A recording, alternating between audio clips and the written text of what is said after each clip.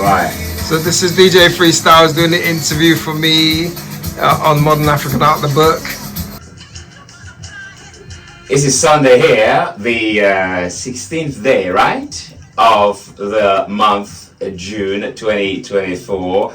My name is Freestyle, and we're live on YouTube. My special guest, Diepiri MacPepple-Jaja, master. He is the author of Modern African Art. I've got the book with me. I can say to you, it's absolutely colorful, and it's got the symbol of the African spirituality. I'm not going to say what it is, but also is the founder of the Modern African Art Movement, and he's here with me. So I want to say to you, good evening to you, Mr. Diepiri. How are you? Very well, thank you, Freestyle.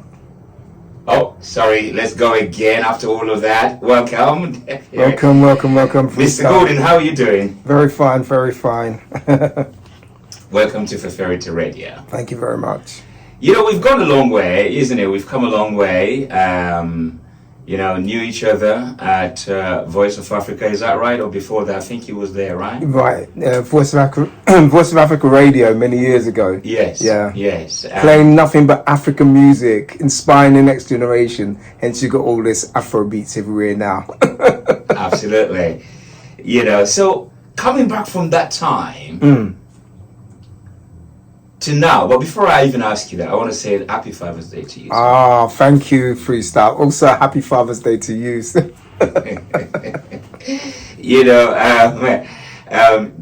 Diepiri. Yeah, Diepiri was here earlier on, and my sons, they were actually sleeping because they came and they made some delicious food we ate, and they fell asleep.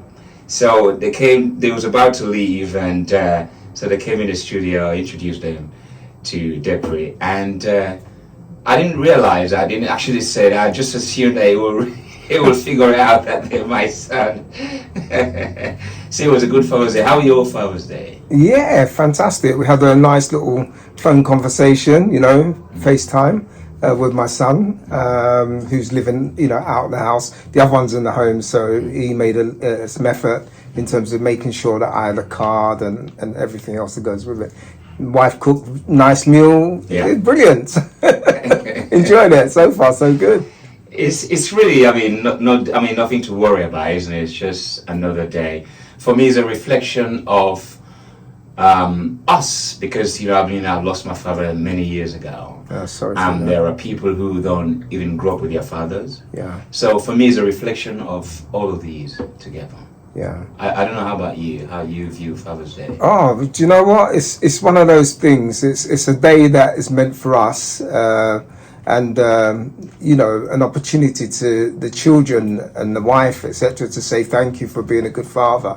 And I enjoy it. I think it's something that, you know, we should really celebrate.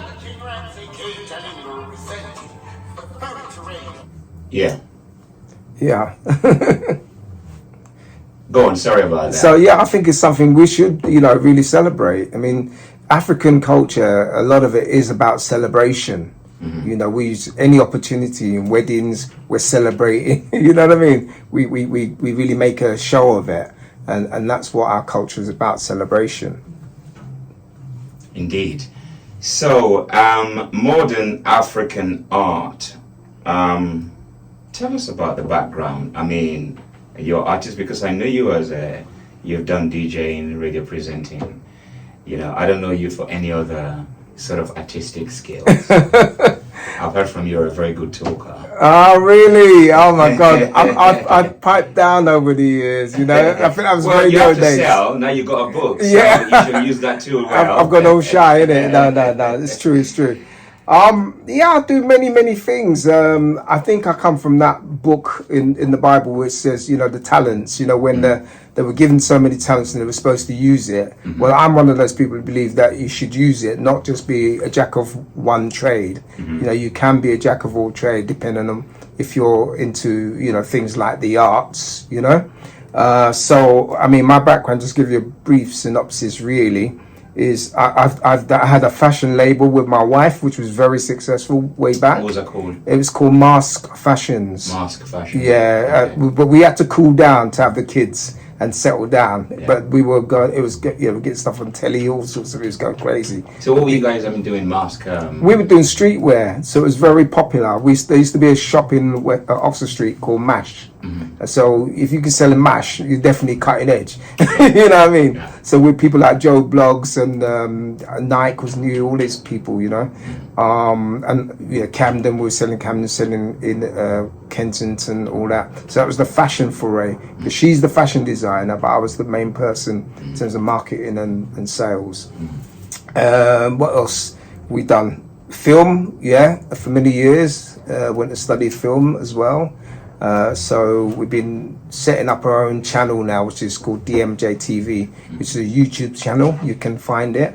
There we've done things like visit Ghana, film the transatlantic slave, dungeons there, Amina Castle, etc. So that's available on our channel. You can see that. We've done a film about the Windrush generation, yeah, part 1, part 2. So if you want to learn a little bit about, not the ones that came off the ship itself, because a lot of them are no longer alive, but the generation between 1948, I think it is, to 1971. So we made a little show there. Very interesting, right up to now, what's going on. So it's quite long, so we had to split into 2 parts. So on the film side, we're very strong on that. And then art, that's very weird how that started many years ago.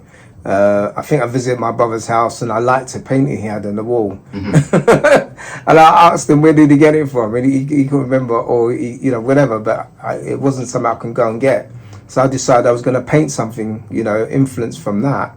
And when I first did it, everyone was like, that's good, that's really good. What you painted?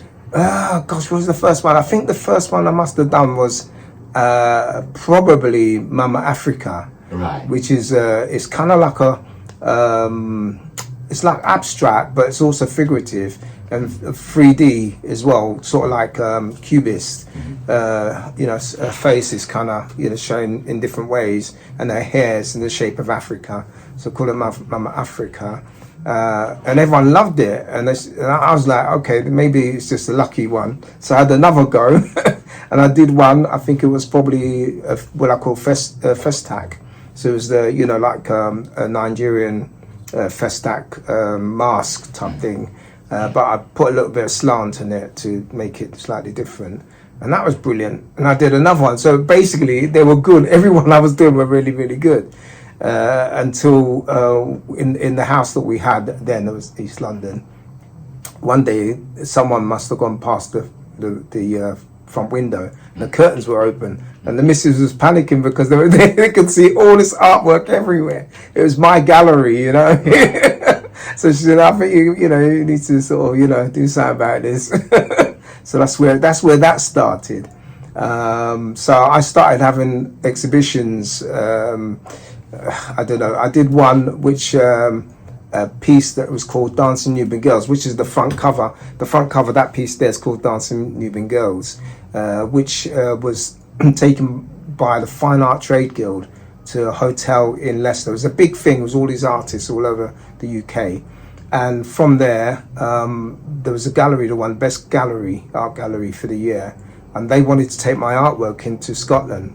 I was a little bit reserved in days, and Scotland sounded a bit cold. So, so I was like, but nonetheless, it got printed in their magazines and all that. And then they took it on a tour for the late Queen Elizabeth II's Golden Jubilee. They took it around to Wales, Scotland, Ireland. And then it came back to England and ended up in the Marylebone Gallery in central London. So that was that. And then I was asked to do an exhibition in Brixton. There used to be a restaurant called the Z Bar in Brixton many years ago. So that was sponsored by Smirnoff and Kiss FM. So I did 3 months there, one-man show, just my work. And for quite a while I didn't go in there. And Mrs. like, you got to go in there, man. So I was so happy. Eventually, I did go in there, and I was surprised to see just how much people loved the work, how much they resonated with it, And I even sold a piece there to a guy who said he's got one of the largest modern art collections in London or something. I don't know if they have, but he bought a piece, and that's given the certificate of authenticity and everything. That's a very great achievement. Thank you. Some of them you just highlighted. When we talk about art, is something so personal, and what is key here is that your drawing, your art, your skill was very personal. Yes. Because you talk about not wanting to come out there, being shy. The curtain was wide open and people were passing and you had your work displayed, and that really frightens you. And then the missing has to motivate you to come out. So something that's already out, because how do you define art? Is it a way of bringing ideas, thought, instances or situations from within, it's expression out? Expression. It does come from internally, but you can also be inspired from what you see around you, experience. You can be inspired, but it's something that's personal. But you can receive it in many ways. Art. So how do you get your satisfaction? Is it when you have the idea? This morning I spoke to an artist, Gwenje Allen. He's a jazz man, blues man. He plays the guitarist. Also, he's a performer as well. He was going out. He wasn't even busking, but his guitar was with him all the time.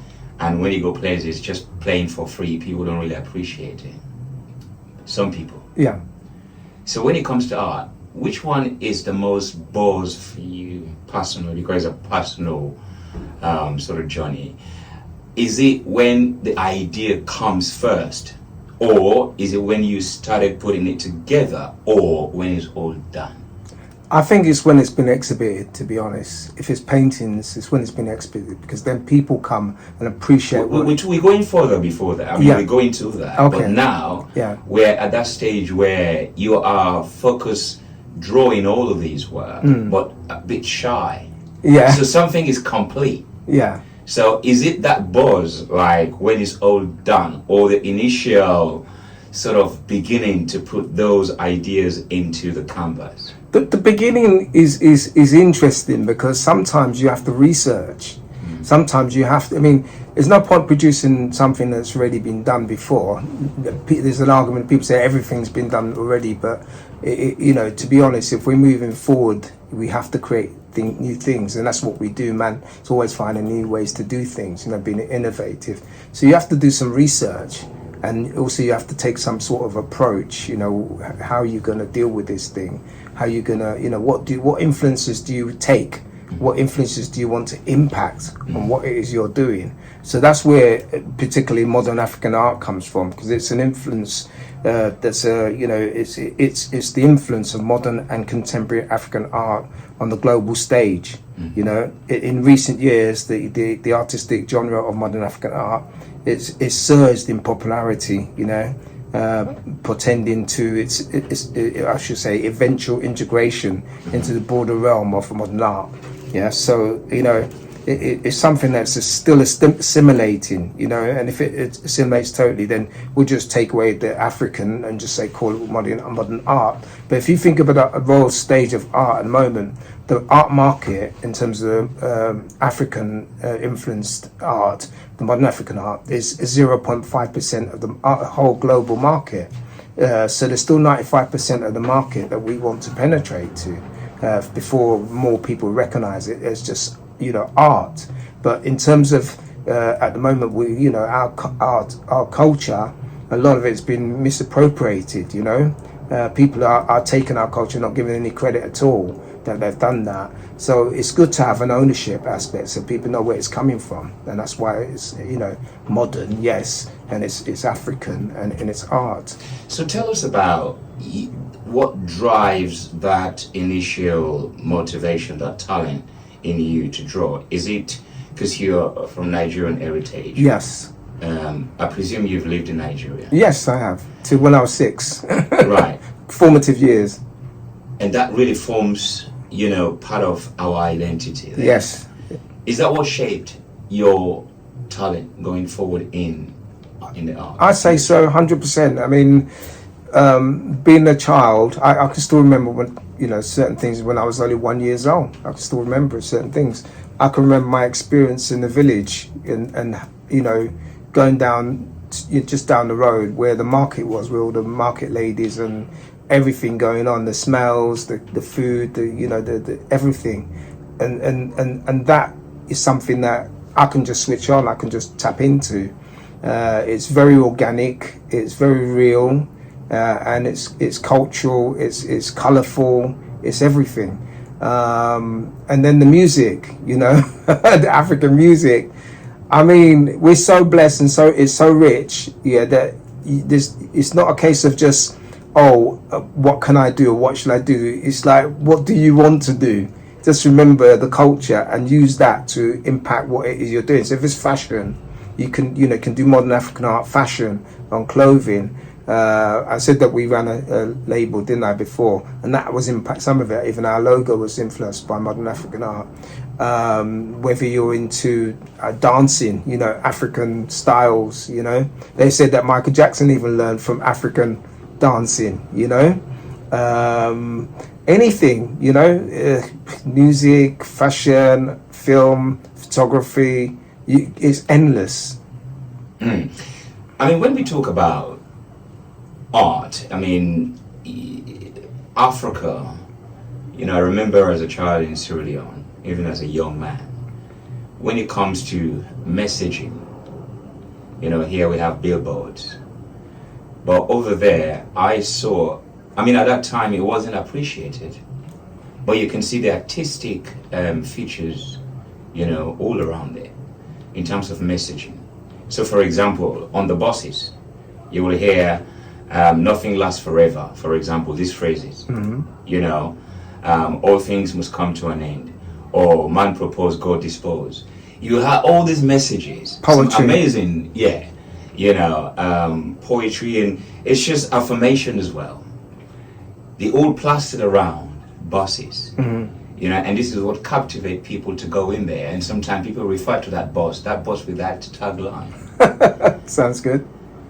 And this is something that most people outside of Africa, I find it very, very fascinating. You know, compared to England, you don't have that time to, you know, apart from Billboard at that time, but where people can give local messaging. And also graffiti as well. You know, you used to see it inside of the walls and in artistic features as well. And the carvings always represent a particular culture or a deity. That is real art. Is it something, as a Nigerian, I'm sure, you know, so many different languages there.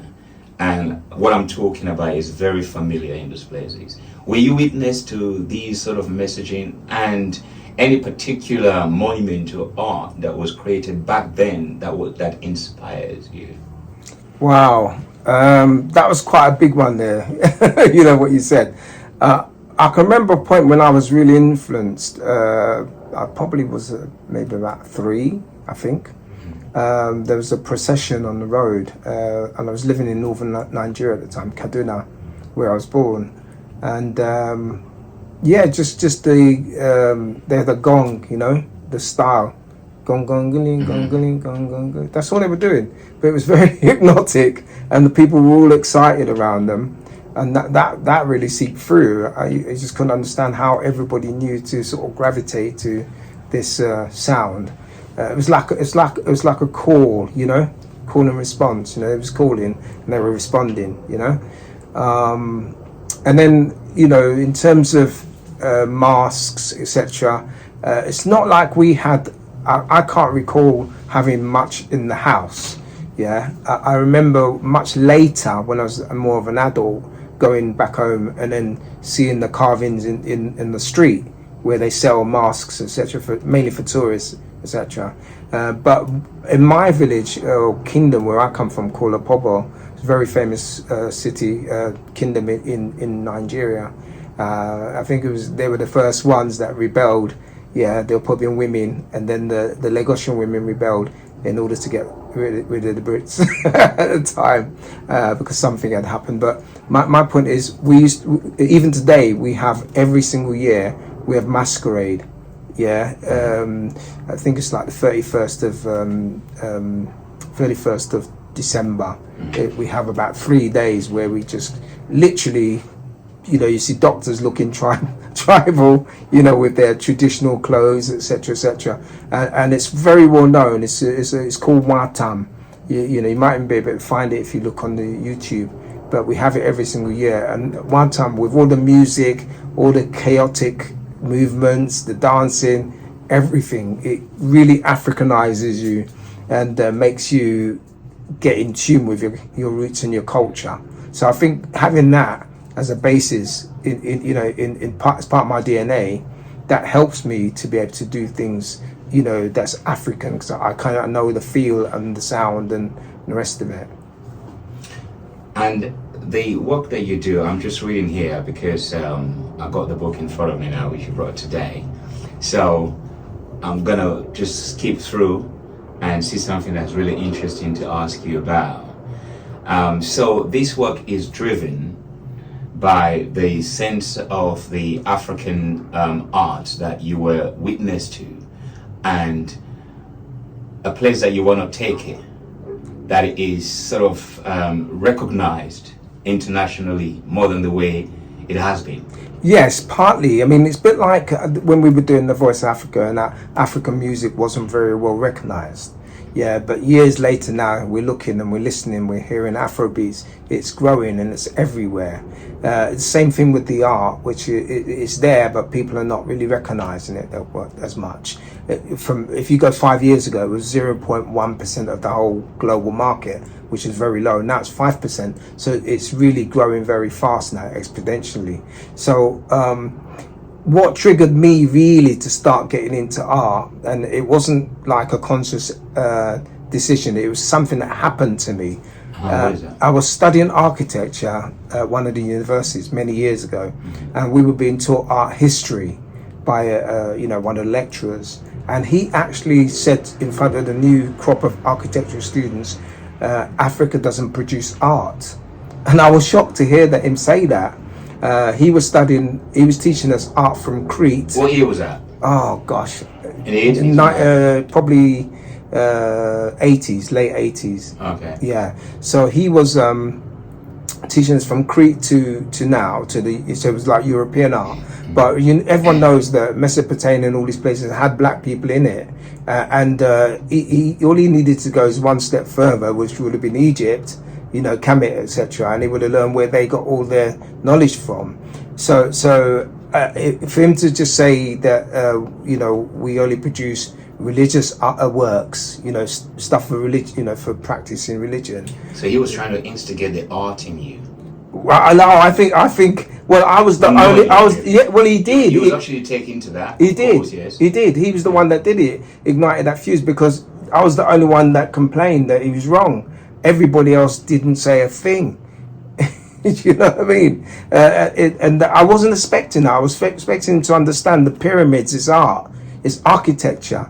Yeah, but it's art. How can you just say Africans only produce religious art, not even art, religious pieces for religious ceremonies, and not recognize that we produce art like any other human being? So that was the drive. That was the drive that started it, yeah. In terms of me trying to do modern African art. So when it comes to architecture,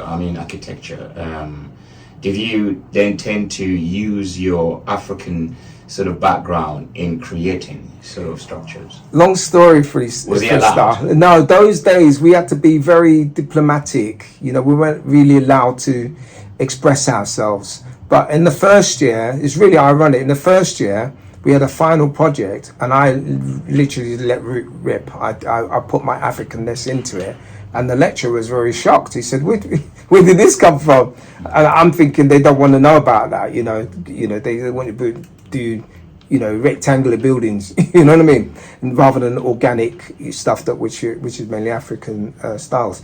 But he was very impressed with that, so I was able to go into the second year. But like I said, this thing that happened kind of stopped my progress in the second year, because with that sort of type of understanding that we don't produce art, we only produce religious stuff, then I mean, what's the point of doing architecture? Are you going to be expressing it? Isn't that an artistic expression? Aren't we designing? Had they been more understanding those days. Now I realize it was 1980s, but we're in the 2024. So a lot of things has changed. The last university I went to, they were brilliant. They actually wanted your culture to come out. They wanted you to do your thing, and I really flourished there. And that's where I did the research on modern African art, and that's what the basis of the book that you see, the modern African art book that I've done. And you're saying here, is it a difference between like how the West refers to African art as painting?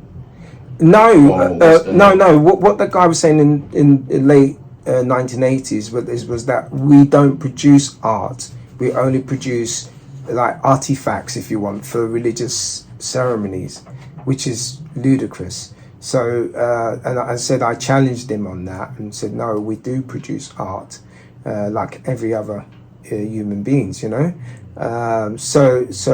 that's the driving force. It started from there, but obviously I've since forgotten that and gone into the culture, listening to people like Fela Kuti, watching his women on stage, how they, they've got all the tribal marks and everything, and the way they're moving, and just getting into it. In fact, when I'm creating work, I'm listening to things like Fela Kuti, I'm listening to Bob Marley, I'm listening to things that inspire me, even the house music and reggae dub. I listen to dub, roots, the whole lot. I mean, on this book here, I think is it 8 chapters, is that right? Possibly, yeah. 8 chapters, yeah. And you have the literature review. Yeah. And there's a mention of His Royal Majesty King Danditsi. Yes. Is it a work that you done on his behalf, or no. This is something I researched during my master's degree at Ravensbourne University, which is one of the top UK art schools in London, opposite the O2 in Greenwich. The Pineapple Building, very, very nice place, and very good lecturers. So it was the research I did, the question I wanted to find out about, and with all the research, all the questioning, all the collecting information, etc., I was able to write my dissertation, and that was modern African art. And I wanted to share that somehow with people in the world. I was able to even test out a situation where we created using elements of things like rhythm, beat, elements to impact on a video that I was creating, and to create this video so that it was about an artist who's suffering mental health, and to try and get the public who are viewing the video to empathize with him, so they experience what it's like with the way we shot the video and edited it. So it was very interesting. And chapter 2, you talk about the manifesto of the modern African art movement. Yeah. Could you give us a little overview on that? What's the manifesto of the African? I mean, I know it's in the book, but just give us a tiny little overview. Yeah, well, kind of, because you were looking at the book. But the manifesto, I mean, it's really just saying MAA, modern African art, is for good. It's not for bad, it's for good. Yeah, and the modern African art movement is basically growing. You find that galleries, collectors, and institutions such as museums and art and cultural prints and publications are really getting onto it. I mean, it's something that Africans need to be proud of. At last we got a voice, at last we got a platform, and last artists can make a living, and they can also express themselves. I went to Cuba from my research. I found out there was Picasso, who's famous for Cubism and abstraction and all that. He had a black family black and they call Picassos in Cuba. I was shocked to hear that, but I mean, there's a photograph here, a black Picasso of Cuba. that's right. Or a gift from Dada. That's right. So I used that and went to Cuba, and I actually found the guy. He's the only living Picasso that's painting. He's a black Picasso. His name is Juan Picasso. So I made a film once we was in Cuba about him. Interviewed people from the community, the African community in Cuba. Had a really good time in Cuba, and then came back. What is his art features like? His art is mainly influenced by the culture, the religion, the orishas, etc., which remember Picasso's grandfather was the one who married their grandmother, and I'm sure there was a connection between them and Picasso, and probably what influenced Picasso to do his style of, which I sort of say is a hybrid really of modern African art, which is he's applying African influences to European subjects, if you want. It's getting a different result because it's that, but so it's a hybrid. But we never really said it was from Africa. Just explained that it was getting influence from carvings, etc., masks and stuff. Okay, and some of the photos you've got in the book are from Pablo Picasso. That's right. Yeah. And they're well referenced. We don't just put things there. Make sure it's well referenced so that people know about plagiarism, where it's coming from. Yeah. And there's a picture here, you said it was taken by a white missionary from Basel Convention between 1878 and 1880. And the study shows that most of the women are wives, prominent chiefs in the kingdom. This is in Nigeria. Yeah, I think the women there, the typical women with the African, cloth wrapped around, halfway up below their breast. Yeah, that's basically explaining about the bathers. I don't know, some of the Matisse and these people. They would paint these bathers. It was quite a popular thing in the 20th century. But, if you look at it, during that time in the Western society, being naked, was frowned on. So it would have been more kin to us, because that's how we used to be, hot country. There's no need to be putting coats on and stuff like that. Yeah, so when you read it, I'm making reference saying, look, this is what we were like, this is what you've painted, but you're not being really honest as to where you got your influence from. And it goes on to explain a little bit more. So that's what it is. It's interesting because nakedness back then was not part of art at all. No, that's what I'm saying. The 20th century, they made it something, but it's something that I don't think we kind of looked at it in Africa that we were naked. We just knew that was our attire. You understand, in terms of the culture, in terms of the weather. But it would have been something in Europe, to be naked above the waist, if you want. It could be that the artists were avant-garde and they wanted to make a point. I don't know, but you have to read the book to understand the context of that, where it's coming from, what it's trying to explain to you.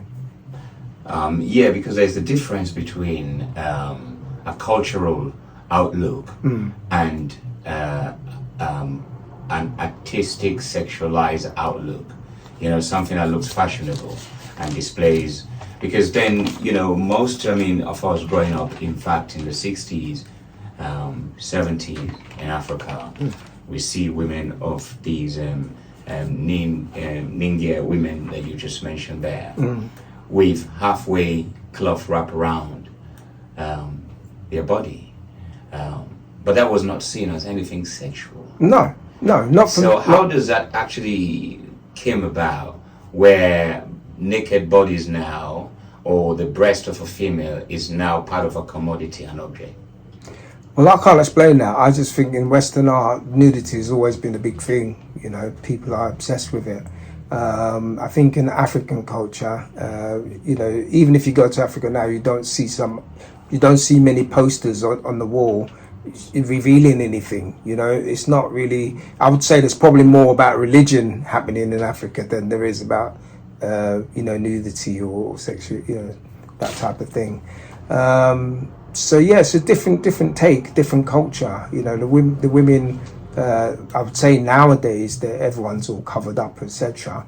But I think the key thing about that picture and what it's trying to explain is that it's like explaining that these artists, they're great artists, very famous European artists, and they did these very famous paintings of bathers, which is not really akin to what would have been happening at the time, because nudity was a big thing in terms of frowned on, you know what I mean? So, but it would have been more, I'd say more authentic if they'd shown the African women as they were, because they were the ones that were like that, but not from a sexual point of view, just, what was happening at the time.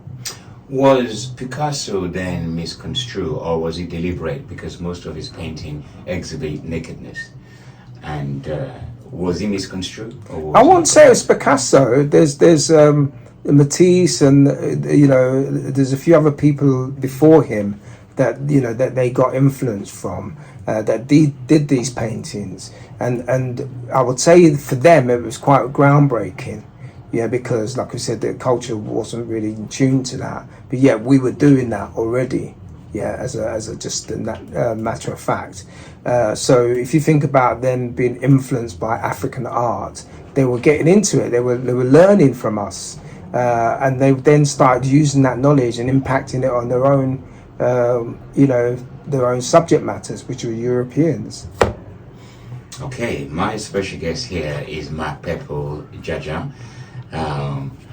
Your first name is like it's troubling me at the moment. It's Diepiri, means gift. Gift. Is that a Nigerian? It's Nigerian name, yeah. From which? From UGR, from the UGR tribe, yeah. So there's about 50% of us are Igbo, and the others are UGR, but we're one set of people in the Pobo. So the Igbos claim us, and the Yoruba some claim us as well. But we're unique in terms of we have our own kingdom, called a Pobo Kingdom in the River State. It's the same state, Potako. You have your own language as well? Yeah, we do. We have Ibani, yeah, we do. But not many of us can speak it. But those that can speak it, obviously. Ibani, yeah. Yeah, those that can speak it are still speaking it. We that's where I think a home of Bonner Boy is from that area. Not from a Pobo, but it's from the same place, Potako. So there's a lot of music there. There's a lot of culture, very strong. They don't put it down for anyone. What is the main culture in Ijo? What's Ijo's main? I think when you say culture, what do you mean? The music, or do you mean the fashion, or do you mean the art? Yeah, the art, the fashion, the names of the deity. I don't know if you share the same with Yoruba, because you're talking about... No. Everyone's got their own deity, etc., etc. I think Watam is the main event for you to really understand that these guys Watam, and what's that about? Watam is a celebration. It's almost like carnival, like here in the summer we have carnival in August. Yeah, so it's the Opobo Kingdom's own Watam, own carnival. Yeah, so but we do it our way. It's not floats. You know what I mean? But we do that. So you see different. It's like different troops. They have different troops. So you can belong to a Jerusalem. You can belong to another one. There's probably about, I don't know, I'm just guessing, maybe about 12, 15 different groups. So it's like, which group do you belong to? So if you belong to a group, you dress like them. You go and you have your own boat where they sail against. They have two things. They have like a regera, it's a boat competition. Okay. Yeah, as well as they have that's by the riverside. That's it. So who's the best rowers and who's the best troop and all that. And when they come into the shore to display themselves, they're drumming, and they're doing the rowing, and it's so magical. It's like, wow, these guys are serious. So that's what they do, as well as the Watam itself. So it's like festivity all through that time. And one time I was in a pub, and I was at my uncle. It was in the palace, yeah, you know, the King's Palace, and we actually saw. I think it was the president of Canada. And his wife there, you know, so you know, African ancestry and you know, African culture and history, a lot of it's tied, you know what I mean? So they want to know about this stuff. They come and they want to experience what it's about. So yeah, so us Africans, we have to be really, really proud of what we've been able to achieve, what our history is, and learn new ways of expressing it and showing it. You know, so that the contemporary people can appreciate it. Absolutely. Well, let's take a musical break, and when we come back, we're looking into the book, and you can talk, and where people can get this book. I like it. It's A4 size, isn't it? And you got the hardback. Yes, as well. There's a hard copy. There's a paperback, which is the one you've got, and there's digital. And we're just working on the audio book, which we're trying to get published as well. So once that's done, then, you know, obviously people who just want to listen to it when they're going to work can put the headphones on. I listened to it. It was amazing. Yeah, I was yeah, definitely. Well, I mean, when we come back, we can you can tell us where we can find this, and also, you know, in the book where, you know, people can see your own sort of artistic, you know, painting. But let's take a track. This is Amapiano, the author of Modern African Art. Looking at the book, you know, when it comes to music, there is a chapter there that you focused on African Afrobeat artists, really. So you've got Jay Martins, you've got the band, Asha is here as well, I can see, Banner Boy. Tell us about these representations. Well, basically expressing how African influence is impacting modern contemporary music. So we know Afrobeats is really what's happened. Before we used to play mainly traditional African music. That's still there, but what's popular is African music, which is in terms of Afrobeats. So that's what that is. It's giving examples of these people. Oh, right, okay. And some of the proceeds, I mean, obviously, does it go to the charity? Yeah, because you must have No. It's been referenced well. So at the end of the day, you know, they know. Do you have a copy? Have you sort of like let them know they're represented? You know, Davido is here, Aseke is here as well. Yeah. They've been. It's not plagiarized. They've been well referenced. No, I know. I mean, are they aware that this is actually being done on their behalf? Because then, in fact, I mean, a lot of these shots, they are fashion. You know, the sense of fashion represent Africa. Yeah. You can see it all around. I think it's well chosen. Yes. Are they aware at all about this sort of book representing? Yeah, well, we will notify the website or whatever it is, but it's been well referenced, so you know where it's gotten from. So if they, you know, that's how we've done it. And it's really great now when we're talking about African art, because when it comes to fashion, we're seeing a lot of the artists now are really helping and collaborating with African fashion designers. Yeah. So that's helping really to push the African art, isn't it? Yeah, I think what's really transpiring is that the old Western narrative of what is art from a Western perspective, you know, I think it kind of came to a crescendo when they did the YBAs, the Young British Artists, people like your Damien Hirst, you know, etc., etc. And I suppose what happened is people like Damien Hirst even realised there was something going on in Africa, because he had an exhibition which was underwater, and in it he had literally, you know, African bronze, you know, they've been in bronze in it. And if that's not telling you Africa's time or not, I don't know. So you know, the West is now been looking elsewhere, you know, because obviously after a little while you need to get inspiration from somewhere. So Africa has been underrated for such a long time, especially when we're talking about art. The music's done well, the fashion, things like that have done well, but the art itself has been totally ignored. That's why 5 years ago, as I said, it was 0.1% of the global art market. But now people are switching onto it.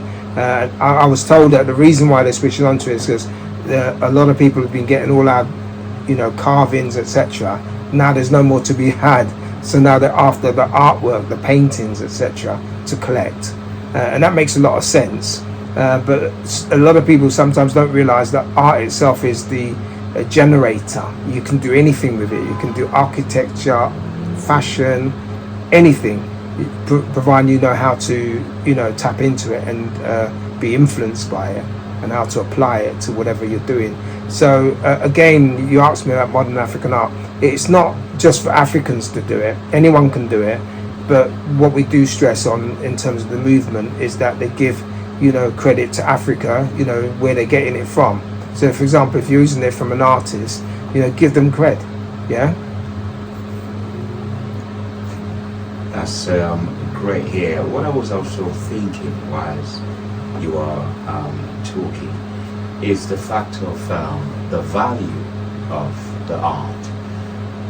Earlier on, I did ask you about the satisfaction, whether it's the idea or the movement, the process of drawing or the finishing. When it comes to valuation, who puts value on the art and also when it comes to the value of the art, is it the artist themselves that has a value, or is it a valuer, the one that says, I think this is what so and so and such and such? Well, the person who puts the value on the art is the valuer. Says there are. Is it the one that is more important than the artist? Importance is a different subject. Because the artist, has a value. He came out with the goods, isn't it? But probably doesn't know how to value it, how much it's worth. Yeah, this is what I'm trying to explain. Is the valuer is the art valuer is the one that puts the value on. For example, Christie's or Sotheby's, these auction houses, they have valuers, and they would give you a good idea as to what the value of that painting is or the art piece, and then that's how it then goes on, in terms of being sold for higher price, and it just goes on like that. So for those who, because there's different forms of art and different forms of artists, people that just want to create. Some people just are satisfied with how much they can sell it for. But when the value of the item goes into it, then it takes away, or do you think it takes away the ability of the artist away from the general artistic foundation? Because like yourself, you started by just bringing it out, drawing, not really bothered, because being a channel really, for the creativity to come out. You was encouraged. Yeah. Right, but there are those who just want to sell their art in a market, and it's absolutely brilliant. But then it's a market. It's not in a gallery. I think the best way to explain it to you, because I travel to Africa quite regularly when I can, and one of the things I do see quite a lot of it is the artwork, and the artists always going to galleries, etc. I was recently in Ghana in November, and I was filming some of the artists there and going to all the art shows, the new stuff, the modern African art, the contemporary art shows. And what I notice is some of those artists are now becoming recognised globally. Yeah, there's a particular art fair which is called the 154, which is a very, very nice show. I went to it in London, during the summer, well, late summer, I think. It's on for about 3 days, the same time the freeze is on, and you see so much art from Africa and the diaspora there.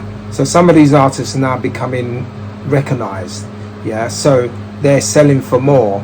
So to try and answer your question in terms of if a guy's painting stuff just for the fun of it, and it's good, why is it worth £10 compared to someone who's got it in a recognised fair, where valuers and gallery collectors are going to be there to buy, and they're selling it in there maybe 10 grand.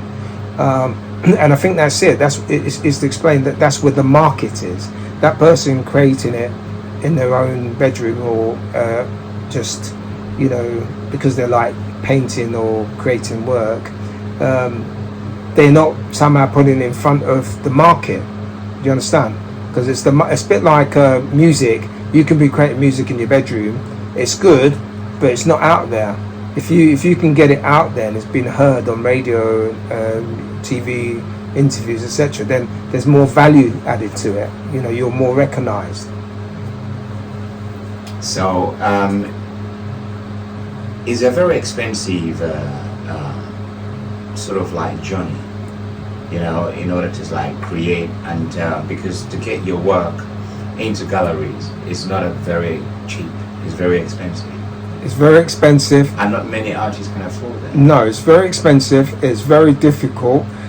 There's been instances you can ask a gallery, can you show your work, and they'll say, yeah, send all the maybe a clip of your Instagram or whatever, and they may say to you, well, we could probably fit you in, but it'll take 3 years. I mean, who's got the time to hang about for 3 years? But that's the truth. There's a lot of artists out there, and they want to get their work shown. So I think what makes a big difference is if you can get like a patron. I'm looking for a patron. If there's anyone out there, no. But if you can get a patron, went to a show in West W1 in Central London a while back, and the artist that himself had got a patron who had a lot of finance to be able to back them.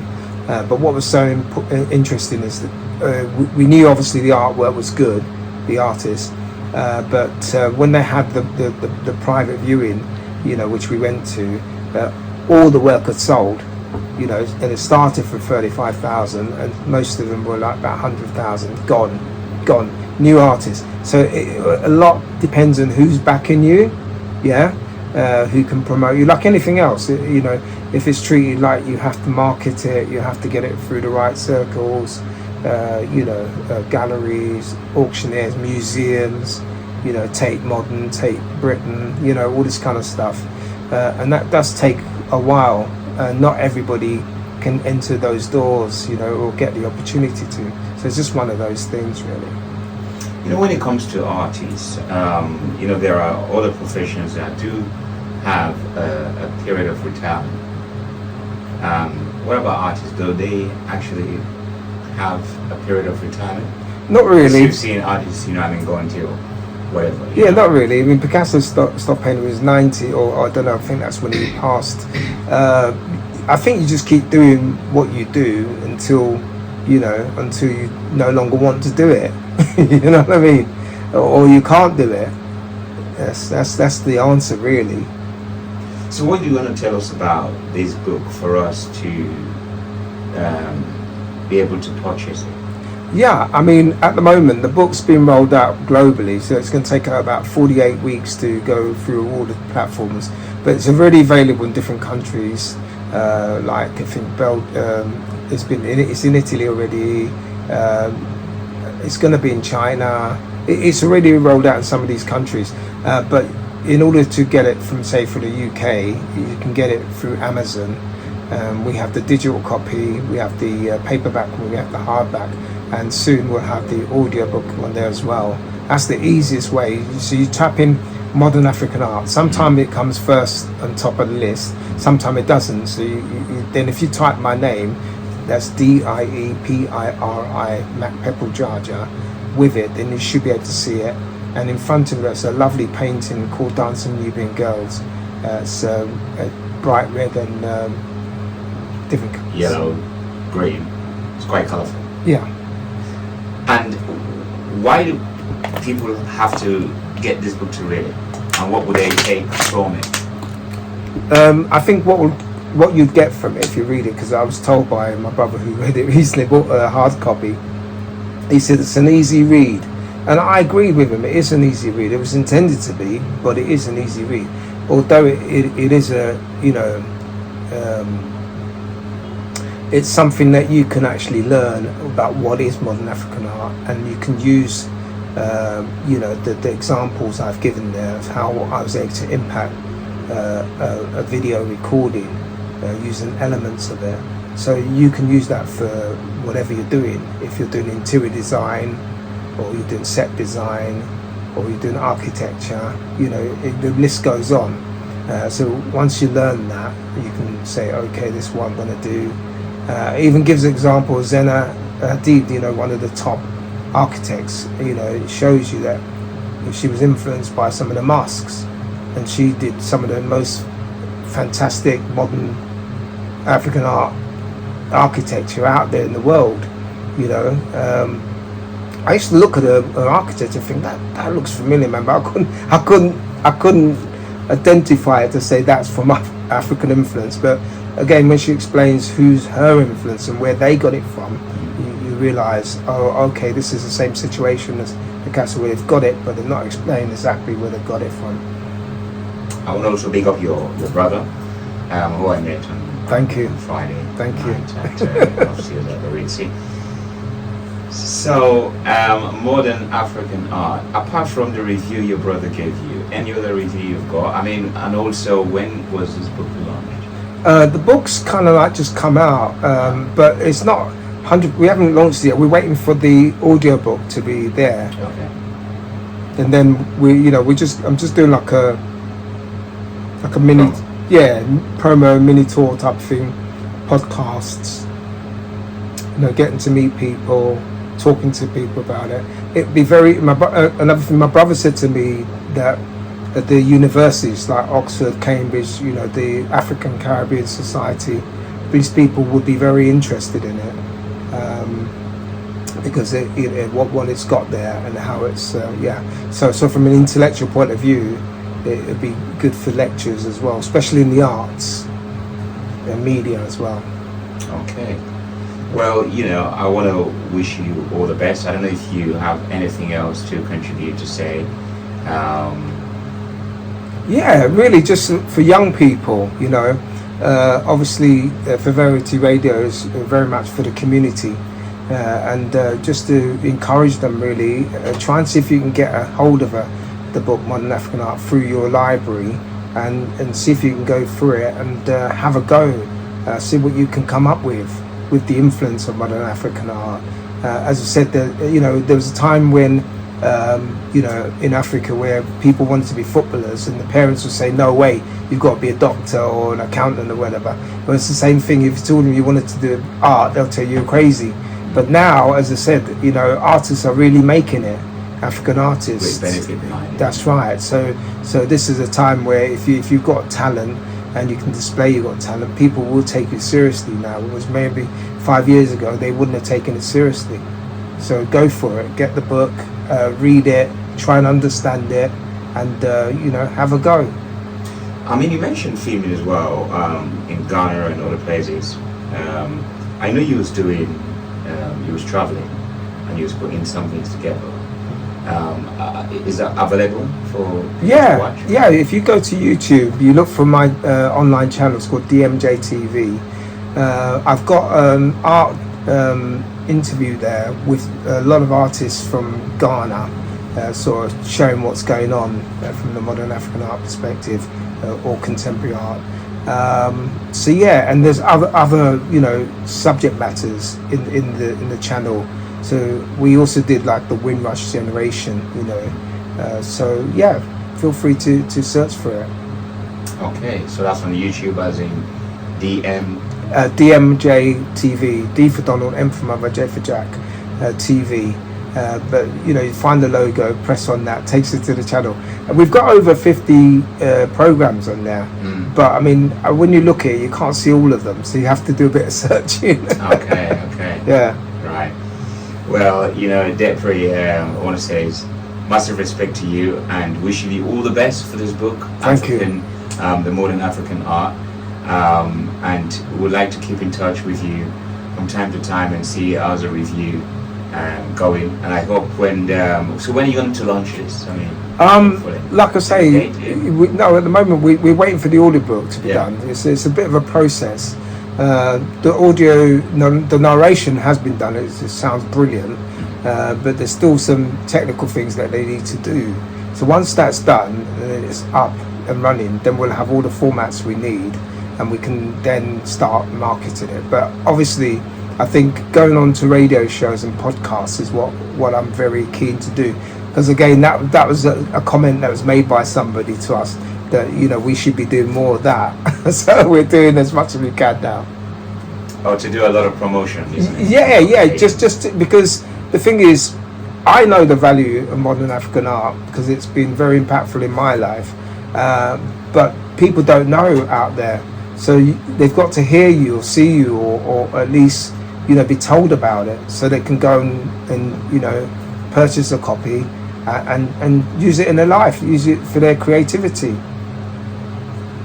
Well, that's what we have to do, and I really appreciate that this is what we have to do, bring out the best in us so that others can learn and be inspired. And I'm glad that you're here this evening on Fefferity Radio to talk about your book, The Modern African Art. So I hope that people will get a hold of it, especially the audio version when it comes out, because that will help Definitely.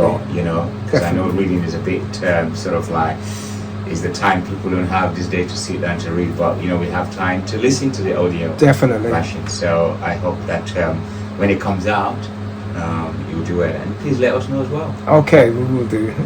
Thank you very much for Verity Radio. Thank you. Thank you.